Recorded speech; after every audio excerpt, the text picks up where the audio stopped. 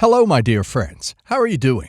Hope you are having an amazing day and not having to deal with drama. Ready for new stories I have for you today? Let's go to the first one. And don't forget to listen to the end of the story, guys, to hear my insights. Enjoy the stories, and don't forget to like and subscribe. And of course, don't forget to leave a comment.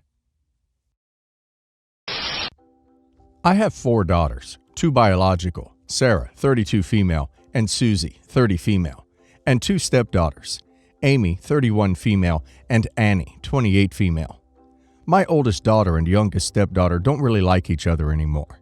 They're barely civil, and they completely ignore each other unless they're forced to interact. Sarah is struggling financially. It's partly due to the virus, but mostly due to her husband and his lack of work ethic or financial sense. He spends money faster than they earn it, and we've bailed them out multiple times already. The virus has hit me hard financially, so I'm no longer in a position to help them.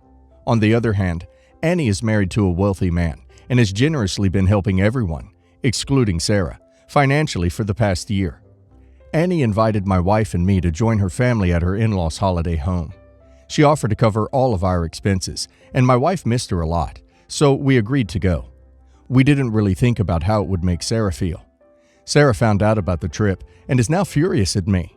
She thinks I'm lying about not having money to help her and doesn't believe Annie would pay for it. She is refusing to speak to me and has told Susie she feels like I replaced them with my stepdaughters. I would really like to fix this, but she continues to ignore any attempt by me to get into contact with her. A 32-year-old married woman has her priorities all wrong. Even if you did pay for that trip, that's too old to feel so entitled to daddy's money. She needs home truths about being a grown-up, solving your own problems, and being responsible for yourself more than anything else. Yes, it's nice to help where possible, but her and her husband can't be expecting you to not live your life just because they're struggling. Sounds like Sarah doesn't want to wake up and acknowledge the actual source of her financial woes, so she's displacing her frustrations onto you. It also sounds like you're a wonderful father. I don't have advice, because I'm also struggling with a beloved family member who doesn't want to see the person she's with for the craphead he is. But I wanted to provide validation. Unfortunately, it might be a case of you did nothing wrong, so there's nothing you can do to fix it. You might just have to leave your figurative door open until she unlocks hers. You've done nothing wrong. Your job as a parent is to raise your children to adulthood. It's kind and loving that you continue to support her, but it's not a requirement that you give up all joy and fun so that she can have everything you produce. You are not the giving tree. Your daughter is sadly entitled and is not appreciative of the help she's getting. Grown-ups make their choices and live with the consequences. If your daughter needs more money, she needs to take steps to address that, which doesn't consist of expecting you to open your wallet. You're allowed to go on a first-class grand world tour if that's what you want. Set those boundaries and recognize that they are helping your daughter, not hurting her. She's not entitled to your money or her sister's money. Giving her more is just making her worse. I don't get along with my dad's girlfriend and her children. Her oldest and I had lots of friction in the past regarding personal belongings, food, space, almost everything you can think of. My stepbro is the sweetest, and the main reason I still visit them, and the youngest is a demon. My dad's girlfriend doesn't get along with my mom because of the past conflicts I had with her oldest, and my dad is pretty neutral. Here's the thing. I was visiting my dad and everything was fine until I woke up in the middle of the night and went to the kitchen for water. I never turn on the lights because they scare away my sleep. While I was in the kitchen, I heard the door opening and froze. A stranger entered the house, and I couldn't scream or even move until I could no longer hear the person's footsteps. From there on, I remember very little. Dad told me I was sobbing and shivering when I went to his room. I just remember telling him there was a thief in the house. Considering the security system, Dad was worried and called the police. I just remember sitting on the bed when the police came in, and my bro telling me everything was fine. Fast forward a day. I woke up in the hospital. Apparently, I have PTSD from when I was a toddler, and robbers got into my grandparents' house. My mom was furious because Dad never mentioned this to her. And guess the best part. It wasn't a robber, but my stepsister's boyfriend, who apparently had the keys and frequently visited for some nighttime fun. Dad is also furious because Mom will most likely decide to move away after this, and I will obviously go with her.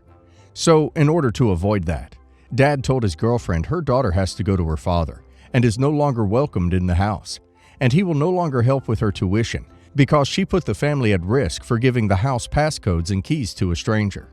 Here's the thing. We never had a good relationship, so I feel guilty. If I hadn't overreacted, then none of this would be happening.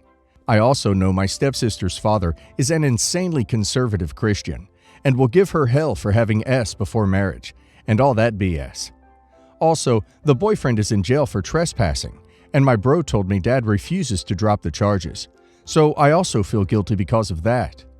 Mom told me not to worry, but how can I not worry when I may have just ruined two persons' lives? Not the a-hole. 1. You did not overreact. You didn't choose to have a severe PTSD event. This was way beyond your control. 2. Your stepsister was sneaking her boyfriend into the house and giving him passcodes or keys to the house. That's nothing to do with you. If your dad feels like she violated house rules this badly, then it's between her and him. 3. Your dad has your back, and I have to wonder if there were other things going on to cause him to take such a harsh line. I mean, besides his very appropriate concern for your well-being. 4. If your stepsister and her boyfriend have their lives ruined, it's on them, not you.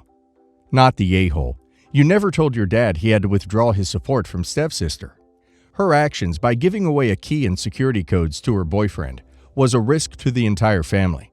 Actions have consequences, and stepsister is now facing them.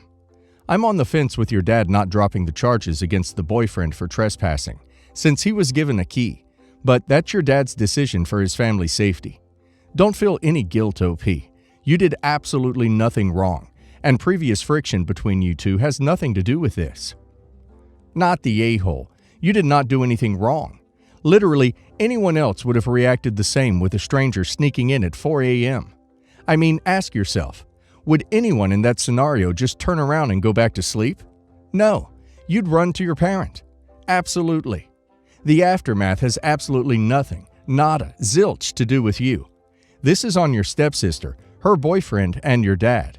It's your dad's house, and he can decide the punishment with his wife, or not, but that has nothing to do with you. My husband and I have recently had a huge falling out with my family. We are both in our early 40s, with my sister and her husband, they are in their late 30s, whom live with my parents, both near 70 years old, along with their 5-year-old daughter. My brother-in-law has been unemployed since before Christmas and has no motivation to look for a job since my parents let them live with them rent-free, and they virtually have no bills except car insurance. Everything else is paid by my parents. My brother-in-law took a seasonal job at Target, knowing it was going to be temporary, so when the time came for it to end, he expressed that he did not want to work. My sister does not work and has not since before her daughter was born. My parents would complain about how they both need to be working, but not forcing them to look for a job. My brother-in-law, since December, has put in 3 applications and blamed that he was having vehicle issues to go out and look for jobs. So my husband, on his way home from work, would send in the family group places he thought would be a good fit for brother-in-law. It came from a place of sincerity trying to help. My husband sent 5 different jobs in a week, so not too much to be obnoxious, but to give him an idea of different places that maybe he could apply to online from home. So my 12-year-old son spent the night over with them to spend time with my dad, and there was never a mention of anything being rude or offensive. My brother-in-law came over and was talking to my husband like normal. As we left, brother-in-law gave husband a hug. Fast forward a few days, then I get a phone call from my dad after I get off work.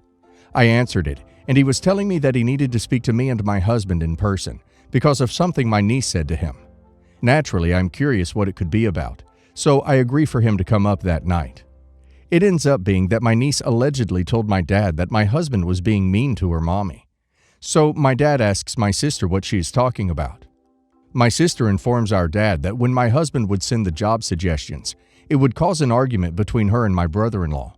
None of us were aware of any of this. My parents, for context, have enabled my sister her entire life, and they walk on eggshells with her because of her fly-off-the-handle personality. My dad arrived with an agenda that night to scream at my husband for simply trying to help. Now my son feels like he is caught in the middle because he was enjoying time with my dad. However, he sees him differently since this took place. I've told my son numerous times that if he wants to speak to or spend time with my dad, he is welcome to. I am not in a hurry to kiss or make up with my family. My family deleted my husband from Facebook, and I'm just trying to make sense of what we did wrong. So, am I the a-hole? Not the a-hole. Your parents continued to enable your sister, and now are enabling the brother-in-law. It appears that any mention of that to your parents is of little use at this point. Your parents should prepare themselves for your sister and your brother-in-law to be their roommates for a long time.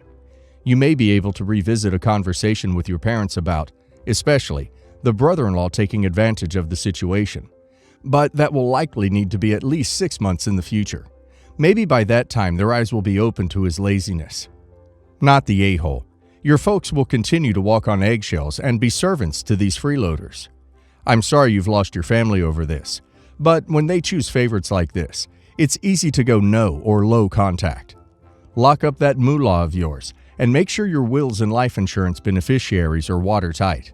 They'll be mooching off you when their current well dries up. For what it's worth, the only reason any jobs were sent to brother-in-law is because he claimed vehicle issues as to why he was unable to look for a job. Also, I should note that the 5-year-old is my sister and brother-in-law's daughter. Both of my parents have serious health issues and have unfortunately had to primarily raise the granddaughter because my sister and brother-in-law would rather be lit all day instead of spending time with their daughter. My sister threatened my brother-in-law that she would divorce him if he did not man up. So it was not that we were meddling in anyone else's business.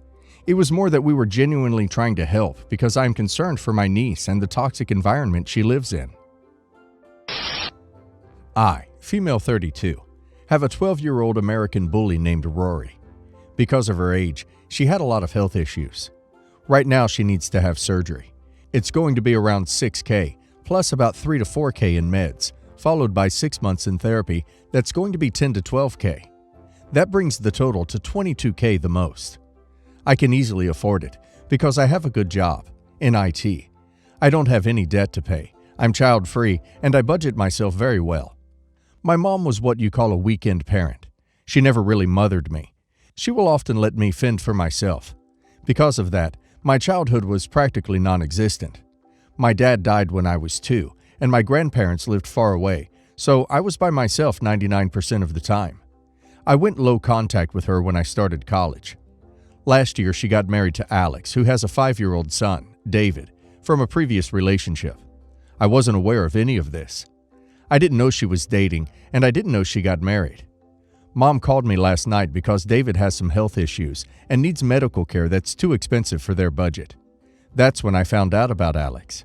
Apparently, my mom didn't tell me anything because if I knew about Alex, she would have been forced to invite me to the wedding, which she didn't want to do because Alex doesn't know I exist. Basically, she wants me to send her $15,000 to pay for David's treatment, or whatever he needs. I said no. I'm doing well financially, but I don't have that kind of money, and I'm not paying for a random kid. I told Mom as nice as I could that I couldn't help her because 1, I don't want to, and 2, I don't have the money. She ended the call. She found out about Rory's surgery from my cousin, and this morning I woke up to a bunch of voicemails and texts calling me all possible names because I chose my dog over her stepkid. I texted back this: "Yes, that dog means the world to me, and I will do anything I can for her. David is nothing to me. You got married without telling me because you don't want your hubby to know I exist. Perfect. If I don't exist in your little perfect life, then why are you asking me for money? Your stepchild isn't my responsibility. I wouldn't give you $15,000 even if I had it, because you're not important enough to me to spare that kind of money. You haven't called me in what, 3 years, 4? And now you want money from me? Nah." Safe to say my family is now calling me a monster because I would rather help a dog than a child. My decision is final, but I'm curious if I'm the a-hole. Update 1. Regarding Rory. Surgery. It's nothing life-threatening. She has nerve damage, so her back legs are almost completely numb. The surgery is going to help her walk properly. She isn't going to be in pain because the nerves are almost completely gone. I wouldn't go through with it if I knew she would be in pain after. 2. I talked with my cousin, and she gave me Alex's full name, so I found him on Facebook. I messaged him and I told him everything. I sent him more than enough proof that I am who I said I was. I told him to tell my mom that she and the rest of the family can go F themselves. 3. I blocked all my family, and I'm not planning on ever having contact with them again. 4. Rory has her last checkup today, and she's scheduled for surgery in 2 days, so we are going to do all of her favorite activities before she has the surgery. I've taken the time off work, and I'm going to work from home until she recovers completely. Not the a-hole. Ask every family member that calls what you can put them down for to donate to your mother. That should stop the calls. Not the a-hole. Your mother doesn't want her husband to know you exist, but wants you to give her $15,000 so she can magically support her new stepson and husband. Maybe let the husband know you exist, and don't give her the money. No, not the a-hole. Your mother didn't even invite you to the wedding, so it's pretty obvious that the only reason she's contacting you now is for money. File this under N for not your problem, and maybe block your mom so she can't bother you any further. I, 38 female, have got 3 kids, 4, 6, 9, with X, 43 male, who cheated on me with a 24-year-old, now girlfriend. She moved in 2 weeks after X and I split, 2 years ago. We immediately divorced, and I only have the kids a couple days every other week, as I work 70 hours a week. I finance everything in regards to the kids, extracurricular, camps, clothing, etc.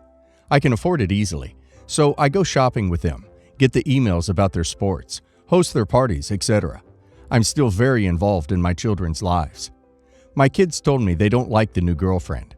They say girlfriend is overbearing, controlling, tries to enforce affection, and mothers them.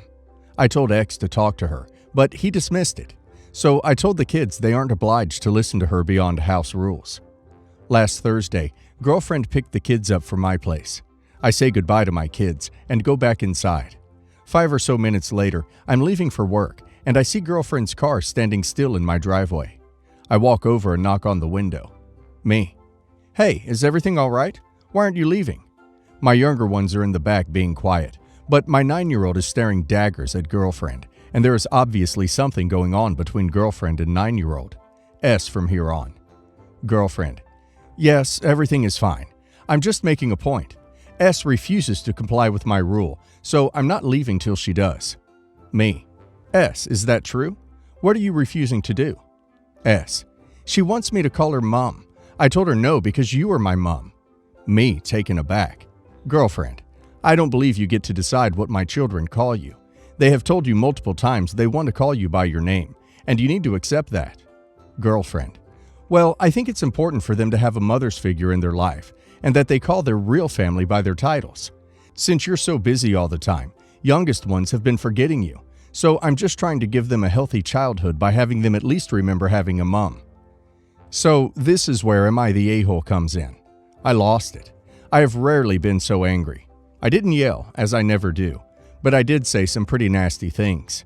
I told her that she should be grateful to even be a part of my children's lives, that she will never replace me as their mother because she has yet to even get them to like her, that she has got absolutely zero paternal authority over my children, and how dare she try to force my child to do something he's explicitly said he's uncomfortable with, to just accept her role as their father's new girlfriend, and to take them to their dads.